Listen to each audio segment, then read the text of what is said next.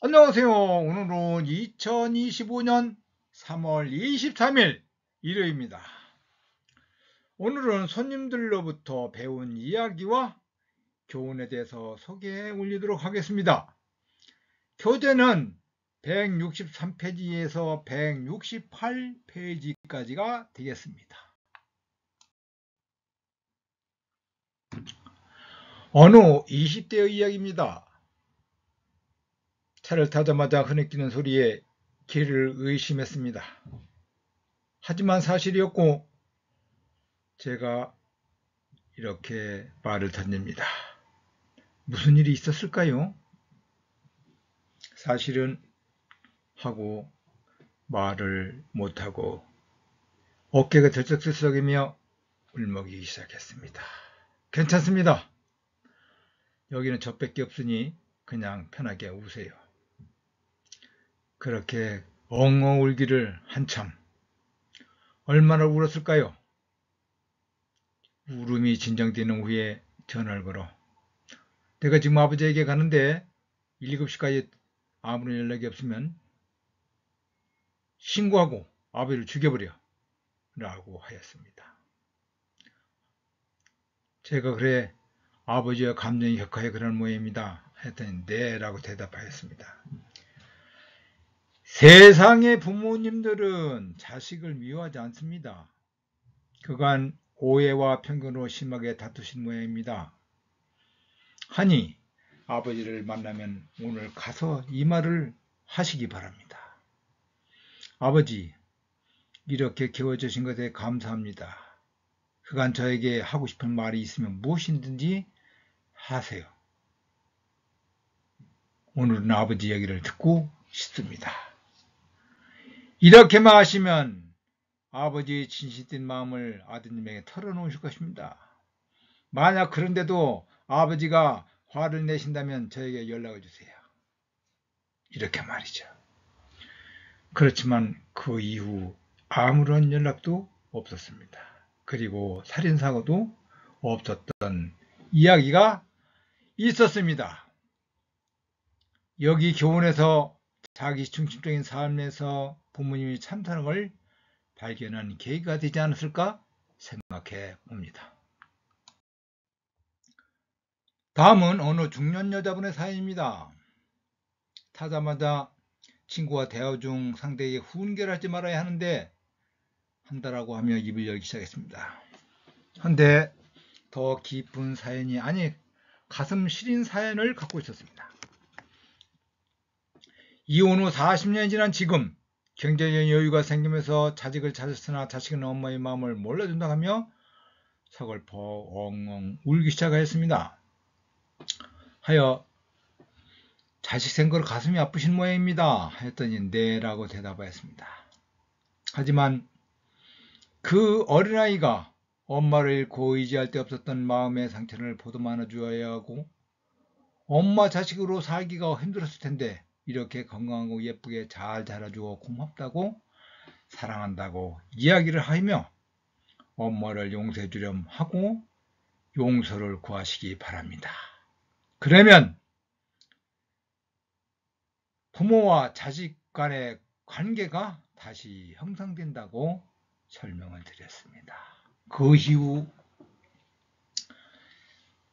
좋은 관계가 형성되었음을 알려왔습니다. 여기에서 교훈은 새로운 남편을 찾은 사람으로부터 자식을 보려 하니 그 고통의 배가 됨을 기억하시기 바랍니다. 다음은 어느 노년의 여자분의 사연입니다.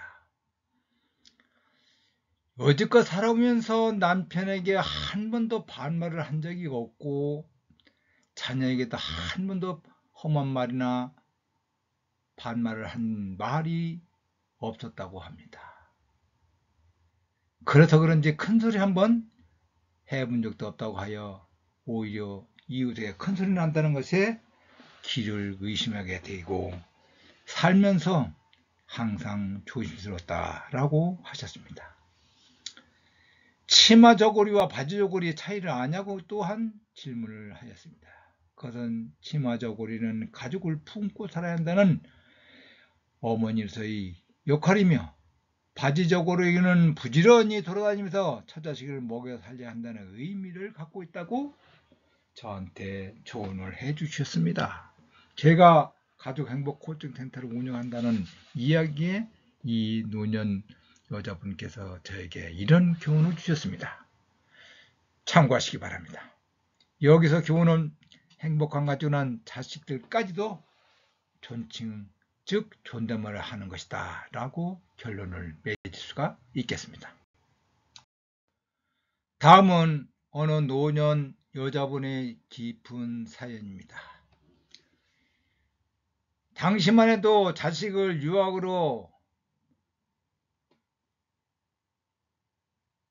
자신을 돌보지 못한 삶이 고스란히 남아있는 이야기입니다. 결국 고독과 외로움의 이야기입니다. 이는 남의 일이 아닌 노년의 어머니와 아버지의 슬픈 현실이 아닐까 생각합니다. 몸은 늙어 힘도 없고 자식은 멀리 이국 땅에 떨어져 있어 외로움을 가누지 못하고 혼자서 부르짖는 이야기는 눈물겹도록 가슴 아프고 시렸습니다. 오로지 자식 잘되기를 바라는 자식만 바라보고 이웃을 쳐다보지 못하고 친구들도 우습게 보았던 결과는 참으로 안타까운 현실이 아닐 수 없었습니다. 참고하셔서 교훈은 자식 유학이 출산을 가늠했던 부모 시대가 빚은 외로움과 고독의 메아림을 참고하시기 바랍니다. 다음은 어느 중년 남자분의 사연입니다. 한 젊은이가 택시 타자마자 전화를 걸더니 아버지, 전 누구입니다.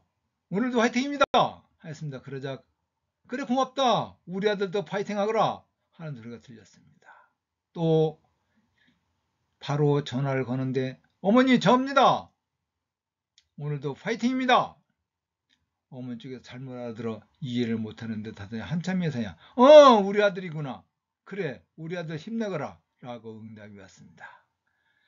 그래서 물어보았더니 자신이 5남매 중 막내인데 막내가 어머니와 아버지에게 할 수 있는 것은 돈도 없어 이렇게 매일 인사하는 것이라도 해야 되겠다고 해서 인사를 해본답니다.